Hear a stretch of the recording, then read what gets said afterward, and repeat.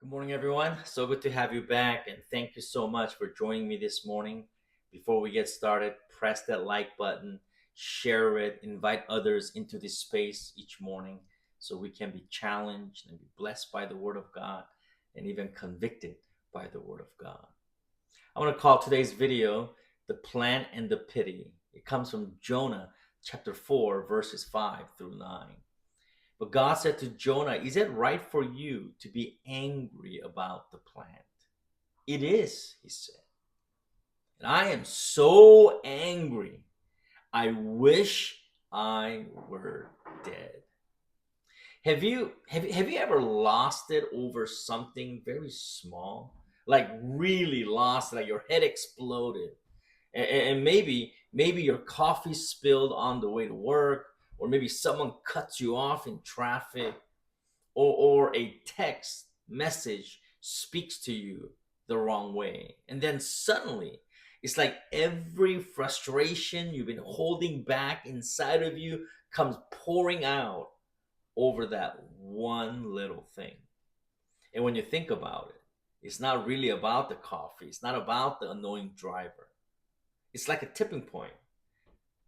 Sometimes the pressure just builds up and builds up and builds up until the smallest little cracks, is the smallest thing cracks it open and explodes. And in that moment, it's like God's quietly asking, is it right for you to be so angry?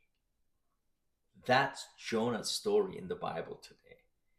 Jonah got real angry. I mean, really angry. Not because of injustice or laws. He got angry because of a plant that grew overnight and gave him some shade under the beating sun. And then it just withered and died. And Jonah got attached to that plant. That plant made him more comfortable. And when it was taken away, his peace went with it. And the crazy part is here, Jonah was more upset. Remember, Jonah is prophet of God, and he's more upset about losing that plant than he was about the whole city, the entire city of people facing destruction. And that's where God steps in and says, is it right for you, Jonah, to be angry about the plant?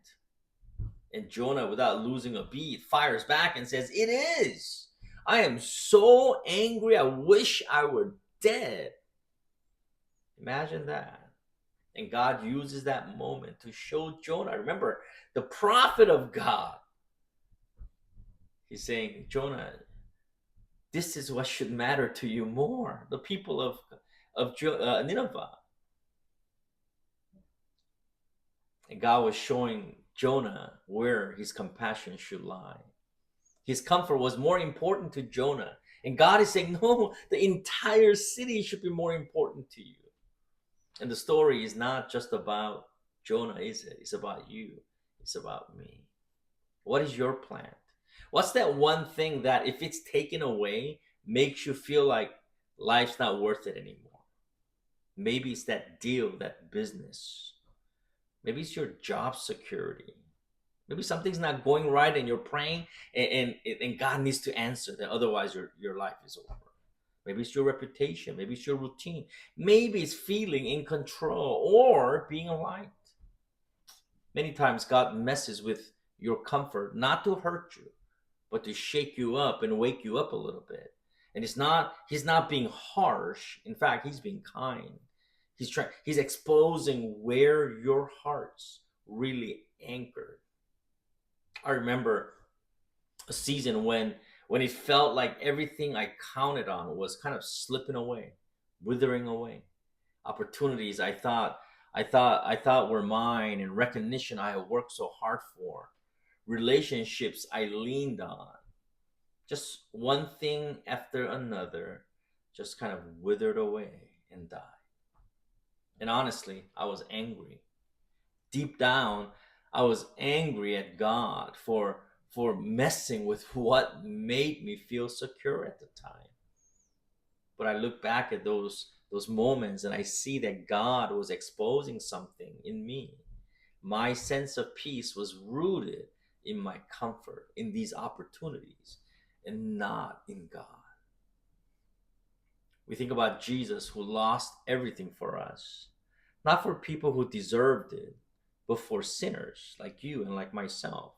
And Bible says, but God demonstrates his own love for us in this: while we were still sinners, Christ died for us. Romans 5:8.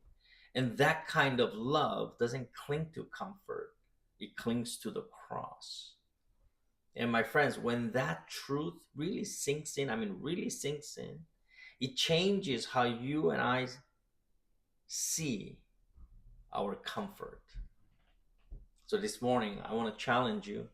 Next time your comfort gets shaken, ask yourself, what's my plan? And then pray, God, help me care more about what you care about than what makes me comfortable. You see, unless it comes in between obedience to God, comfort, nothing wrong with comfort, but if it comes in between your obedience to God, that's a problem. Because when you start to love like Christ, you'll stop being trapped by your own comfort. When you start caring about others like Christ cares for them, you'll free yourself from comfort. And that will give you freedom and the joy that we all are seeking.